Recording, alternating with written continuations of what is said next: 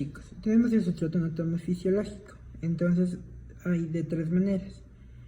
Tres sustratos anatomofisiológicos: la memoria sensorial o de trabajo, la memoria a corto plazo y la memoria a largo plazo, que se dividen en explícita e implícita. Ya. La memoria sensorial o de trabajo es solo para ese momento, para respuestas espontáneas, es de segundos, así, segundos rápidos.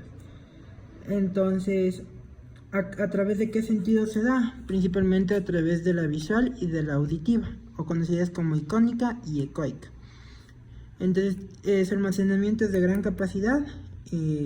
Se pueden convertir tanto a largo como a corto plazo, pero esto depende más de tu capacidad de memoria. Y si tú pones empeño en memorizar por ejemplo, esos números, o los colores.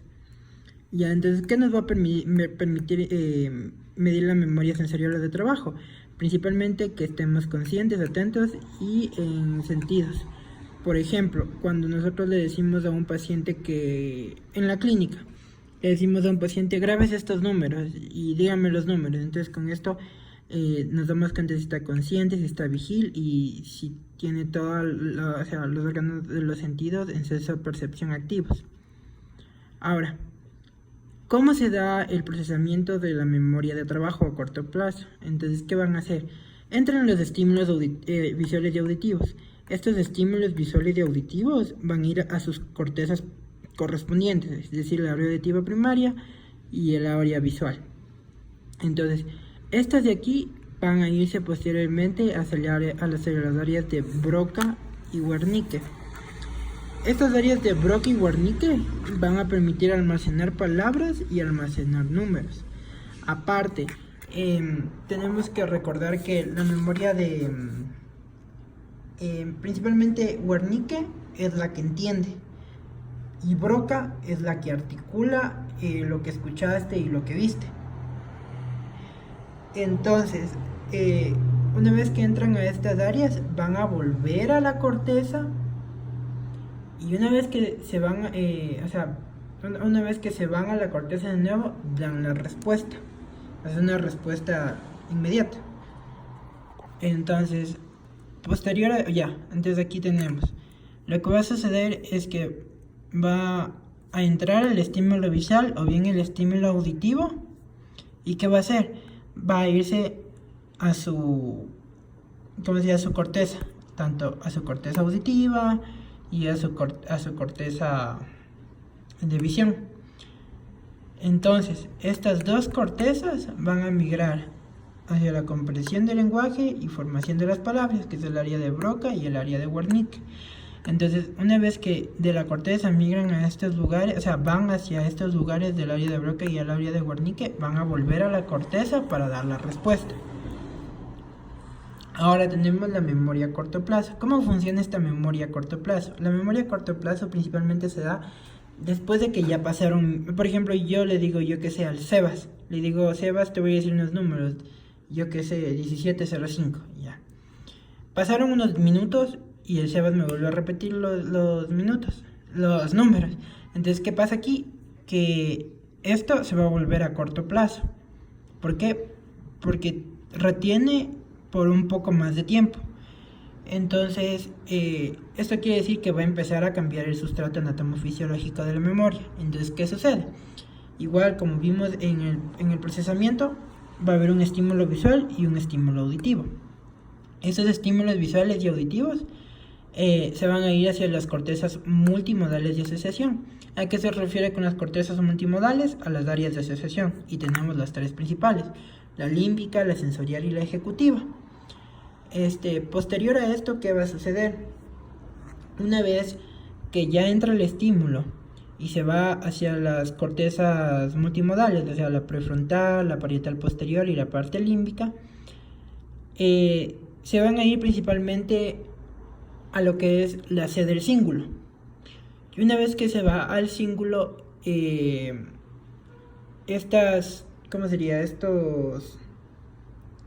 estímulos van a bajar hacia una corteza, ¿Y cuál va a ser esta corteza? Esta corteza es justo esta de aquí.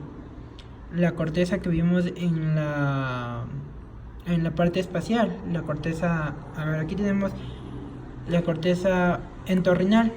Entonces, ¿qué sucede?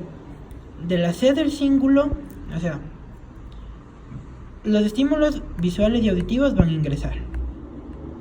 Se van a ir a sus cortezas respectivas. Pero, como se tiene que registrar, porque ya la memoria adquirió un poco más de minutos o segundos, esta de la parte de la corteza, tanto auditiva como visual, van a ir hacia la C del cíngulo. Una vez que van hacia la C del cíngulo, lo que sucede es que van a ir a la corteza olfatoria primaria, que ya vimos, que es la corteza entorrinal, es justo esta de aquí. Entonces, aquí es donde se va a registrar la información, en la corteza entorrinal, corteza parhipocampal y corteza perirenal. Estas de aquí van a formar la memoria a corto plazo, son las que te van a registrar. Entonces, una vez que sucede todo esto, ya viene de la sede de cíngulo, la corteza parhipocampal, la corteza perirenal, al surco renal, y van a ir al hipocampo y a la amígdala. Pero depende. En la amígdala, cuando el recuerdo es con sentimientos, o sea, con emociones, y al hipocampo cuando es semántica. Entonces, del hipocampo de nuevo va a migrar. Entonces, del hipocampo va a migrar del hipocampo al subiculum, del subiculum al formix y del formix al tálamo. Y del tálamo otra vez se va a ir a la corteza para dar la respuesta. ¿Ya? Entonces ahora tenemos la memoria a largo plazo. La memoria a largo plazo se va a dividir en memoria explícita o consciente, memoria implícita o inconsciente. Estas de aquí son por contenido. Entonces, la explícita se divide en episódica y semántica, y la implícita se divide en procesada, preparada, procedimental o también conocida como neoasociativa. Entonces empezamos con la memoria explícita. Entonces, ¿qué va a suceder en la memoria explícita? Principalmente lo que van a funcionar son dos memorias, la semántica y la episódica. En la episódica, por una parte, se van principalmente a la corteza prefrontal, a toda esta parte de aquí. Igual la semántica a la corteza prefrontal.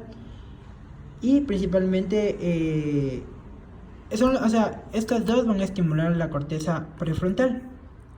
Ahora, la memoria procesada, preparada y procedimental son inconscientes, es decir, no se sabe, por ejemplo, qué partes de la corteza se van a activar, o sea, van a estimular.